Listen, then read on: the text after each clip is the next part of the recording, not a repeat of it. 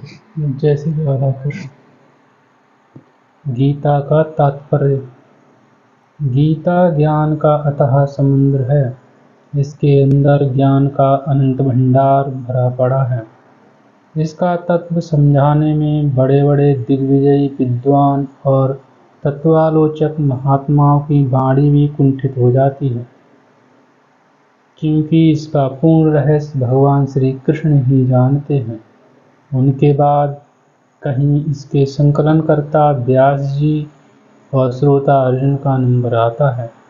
ऐसी अगाध रहस्यमयी गीता का आशय और महत्व समझना मेरे जैसे मनुष्य के लिए ठीक वैसा ही है जैसा एक साधारण पक्षी का अनंत आकाश का पता लगाने के लिए प्रयत्न करना।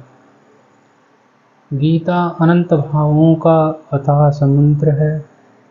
रत्नाकर में गहरा गोता लगाने पर जैसे रत्नों की प्राप्ति होती है, वैसे ही इस गीता सागर में गहरी डुबकी लगाने से जिज्ञासुओं को नित्य नूतन विलक्षण भाव रत्न राशि की उपलब्धि होती है।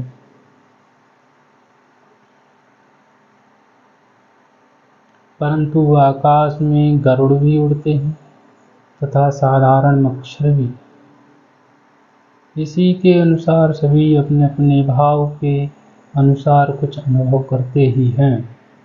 अतएव विचार करने पर प्रतीत होता है कि गीता का मुख्य तात्पर्य अनादिकाल से अज्ञानवश संसार समुद्र में पड़े हुए जीव को परमात्मा की प्राप्ति करवा देने में है, और उसके लिए गीता में ऐसे उपाय बतलाए गए हैं जिनसे मनुष्य अपने सांसारिक कर्तव्य कर्मों का भली बात आचरण करता हुआ ही परमात्मा को प्राप्त कर सकता है। व्यवहार में परमार्थ के प्रयोग की यह अद्भुत कला गीता में बतलाई गई है, और अधिकारी भेद से परमात्मा की प्राप्ति के लिए इस प्रकार की दो निष्ठाओं का प्रतिपादन किया गया है। वे दो निष्ठाएं हैं ज्ञान निष्ठा यानी सांख्य योग और योग निष्ठा यानी कर्म योग। यहाँ ये प्रश्न होता है कि प्रायः सभी शास्त्रों में भगवान को प्राप्त करने के 3 प्रधान मार्ग बतलाए गए हैं, कर्म, उपासना और ज्ञान।